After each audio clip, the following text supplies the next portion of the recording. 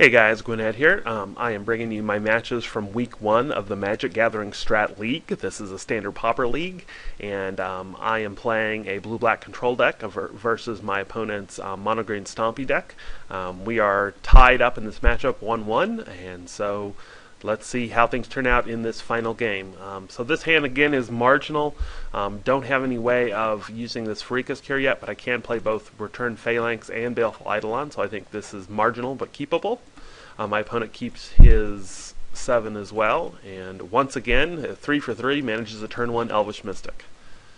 On my turn, still don't draw into that second land, which is a little worrisome here, but like I said, I have fairly decent options.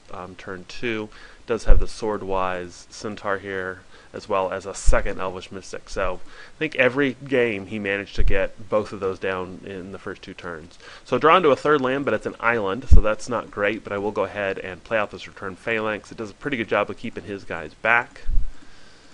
Here, just really trying to stem the aggression. I can't afford to take 3 here, so I'm going to go ahead and block and hope he doesn't have a trick. In this case, I was successful. He does not have a trick and doesn't have a play, surprisingly enough. So we'll go ahead and play out the second Return Phalanx and pass the turn back. A little mana short here, so hopefully that won't be a problem. And once again, I'm not sure what my opponent has in hand, but he is not able to play anything, and that's definitely very good for me. I'm going to go ahead and cast this Read the Bones. Really don't need a third island, although having that 4th land may be worth keeping.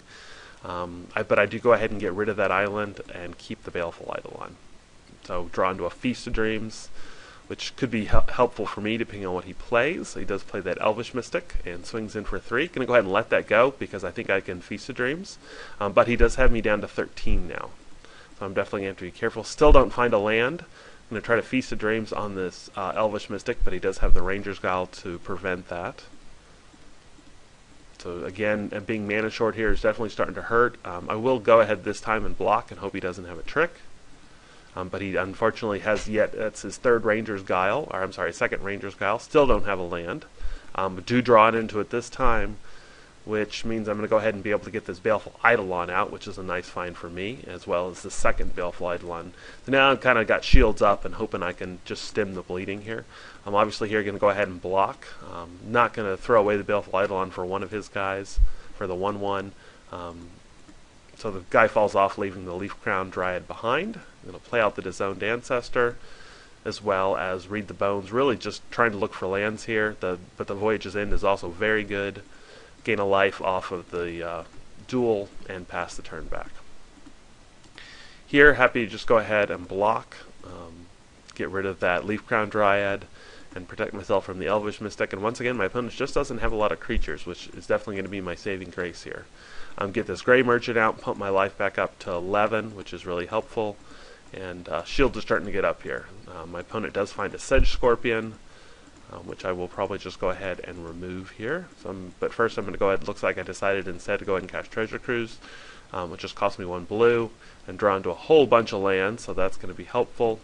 Pop that Evolving Wilds. And here, go ahead and get out this Return Phalanx and hold up the Voyage's End. Could have instead bounced or killed the Sedge Scorpion, but I think I decided to wait and see if he had something more threatening before I did that. So here, now that he's tapped out, go ahead and use Farika's Cure on the Sedge Scorpion. Get rid of that so he doesn't have any attacks. And now I've got the ability to Voyage's End, which will be nice. Go ahead and get this Benthic Giant out, though, while I'm not doing anything else. Opponent's got 7 lands in hands, or 7 lands on the table, so definitely he's a little flooded, which has definitely been helpful here. I'm swinging with this. This was probably a mistake I made. Obviously I knew that he, between these 2, could kill it, and I would be able to trade for his Hooting Mandrills.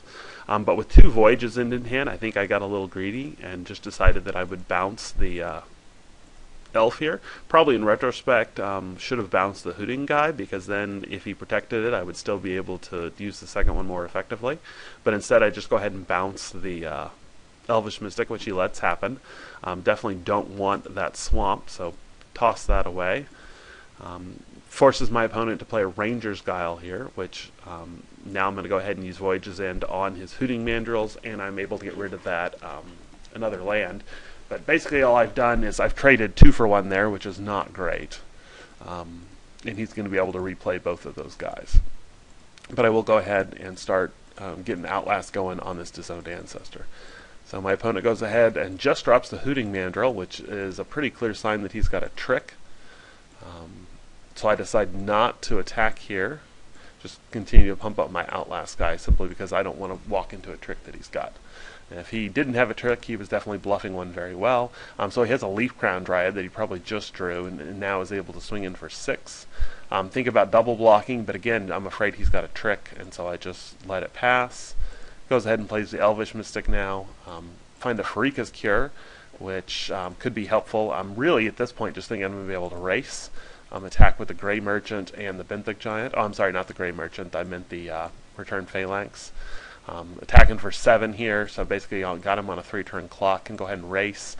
Nice thing is I got this Pharika's Cure in hand, which will give me extra 2 points of life, even if it doesn't actually kill anything.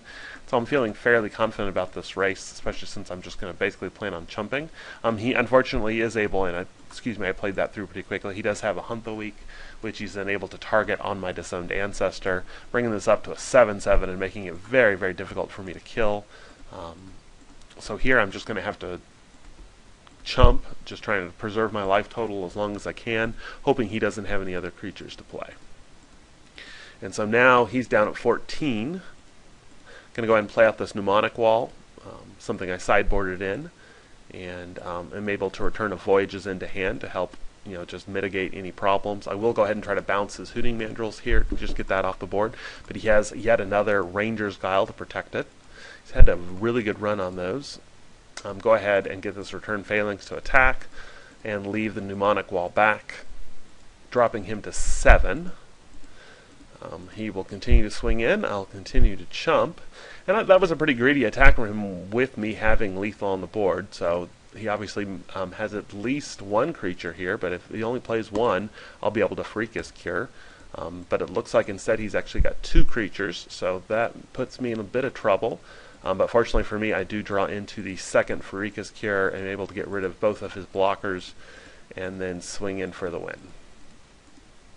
For exactsies, as they say. So drop my opponent to 0, and that is how that game ended. Hope you enjoyed watching these matches. This was a pretty close matchup. I've been really pretty happy with the way this deck has performed.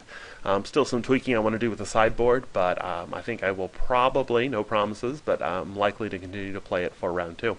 So hope you enjoyed it. Thanks for watching. In closing, let me remind you, you can keep up with all my writings and articles by following me on Twitter at the username Gwyned42.